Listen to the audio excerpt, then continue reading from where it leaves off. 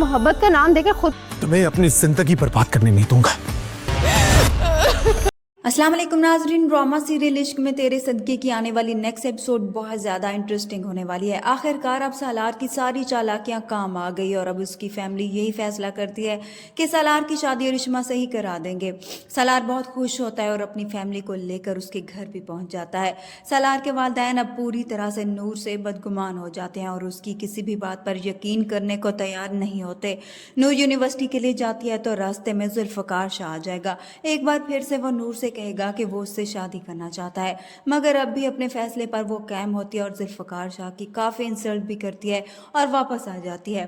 जिसे यहाँ पर जैसे ही घर आती है तो वो अपनी फूफो को सारी सच्चाई बताती है और उनसे माफ़ी भी मांगती है, मगर उसकी फूफो अब चाह कर भी कुछ नहीं कर पाती। उसे कुछ समझ में नहीं आ रहा होता कि वो किसका साथ दे। एक तरफ उसका बेटा होता है और दूसरी तरफ उसकी भतीजी। इसलिए अब अंजुम बेगम यहाँ पर नूर से कहती है कि मैं अब कुछ भी नहीं कर सकती, क्योंकि सालार का बाप नहीं चाहता कि मजीद मैं तुम्हारा साथ दूं, और ये कहकर वो वहाँ से चली जाएगी। नूर परेशान होती है और वो अपनी दोस्त को फ़ोन करके सारी बात बताती है, जिस पर अब नूर की दोस्त भी उसे कहती है कि ठीक है, अगर कोई भी तुम्हारी बात सुनने को तैयार नहीं है तो तुम भी जुल्फ़कार शाह के बारे में सोचो और उससे शादी कर लो।